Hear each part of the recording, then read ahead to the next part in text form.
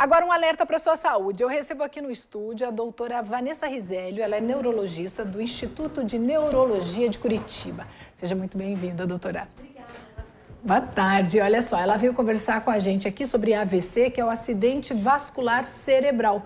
Porque, de acordo com a Organização Mundial de Saúde, a doença atinge cerca de 17 milhões de pessoas por ano e pelo menos 5 milhões morrem depois que tem um AVC. Então, aqui com a doutora Vanessa, a gente vai conversar sobre prevenção, os sintomas, tratamentos que existem aí, para que você fique atento também, né, doutora? Doutora, você estava me contando que essa doença, na verdade, o perigo maior mesmo são os primeiros momentos, que as pessoas não se atentam aos sintomas, né? Só que antes da gente falar disso, eu queria que você me contasse o que é mesmo um AVC, né? O que acontece com o nosso organismo? Que problema que ele nos traz se acontecer?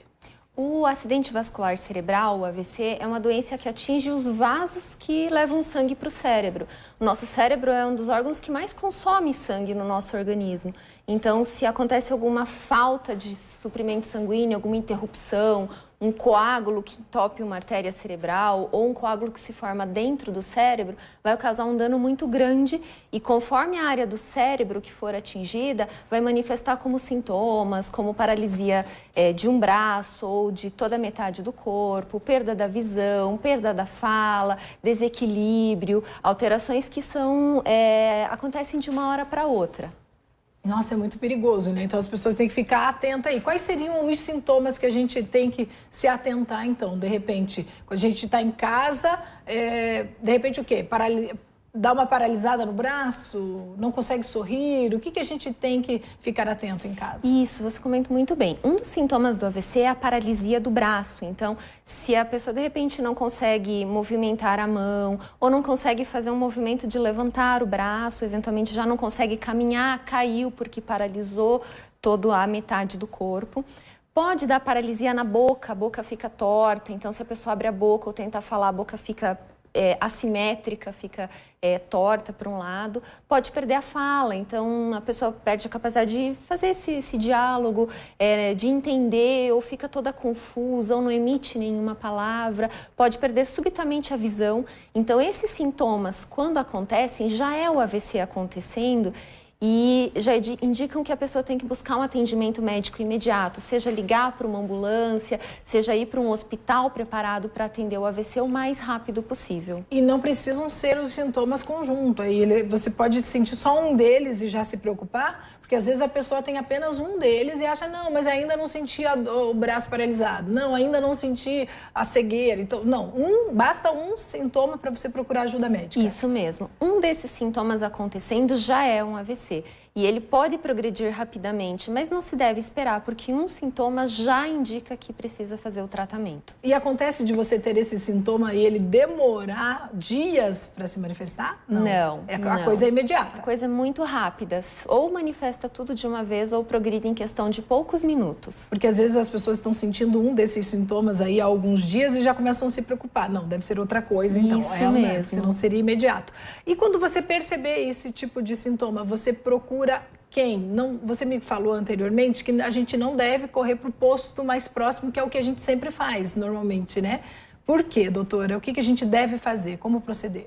No AVC, é fundamental que a pessoa faça uma tomografia o mais rapidamente possível, para diferenciar se é um AVC por isquemia, por falta de sangue no cérebro, que é o mais comum, 80% dos casos, ou se é uma hemorragia cerebral, menos comum, mas com potencial de gravidade muito pior. Então, só o exame de tomografia que vai poder dizer isso, né? Então, se a pessoa ir, por exemplo, para um posto de saúde, ou eventualmente para uma UPA que não dispõe de tomografia, vai levar muito tempo para depois ser transferida para um local, um hospital que tenha tomografia. Tá? O SAMU, por exemplo, ele já os socorristas são treinados para identificar a suspeita de AVC e levar esse paciente paciente para um centro preparado para atender o AVC. Bem como os serviços de ambulância privados também recebem esse treinamento para identificar o paciente e levar para os hospitais de sua referência preparados para atender o AVC. É porque muita gente fica preocupada achando que eu não tenho plano de saúde, mas não, liga para o SAMU que vai levar para um hospital que seja do SUS preparado para essa ocorrência. Né? Exato, porque o tratamento do AVC, Valquíria, também está previsto no SUS, né? O tratamento que chama trombolítico. É um medicamento que é infundido por via venosa para dissolver o coágulo que está entupindo a artéria quando é o AVC isquêmico. Então, esse tratamento é feito pelo SUS, mas são locais específicos que já são preparados para isso e o SAMU, por exemplo, vai saber identificar e levar. Certo. E quais são as pessoas que têm o maior risco de sofrerem um AVC? Pessoas com diabetes, por exemplo, quem está obeso, quais são as pessoas que devem se preocupar mais? Sim, nós temos que pensar que a população toda está em risco de AVC, principalmente as pessoas que têm pressão alta, que têm diabetes, ou que têm colesterol elevado, ou que já têm alguma doença cardíaca, infarto, ameaça de infarto, algum problema nas válvulas do coração. Pessoas que fumam também estão em maior risco. A questão da obesidade também é um fator de risco.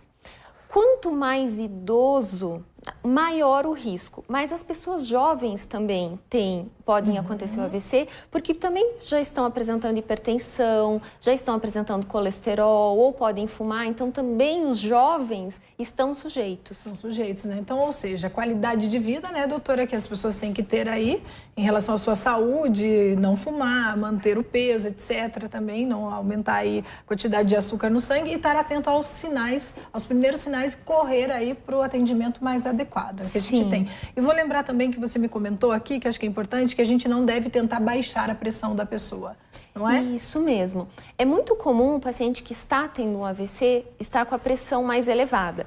Isso pode ser uma causa do AVC, mas também pode ser uma reação do organismo para tentar manter o fluxo de sangue chegando melhor no cérebro. Então, não se deve dar um remédio para baixar a pressão, isso deve ser feito no hospital, após avaliação médica, com muita cautela. Maravilha. Muito obrigada, doutora. E acho que você ajudou muita gente aqui, especialmente a gente.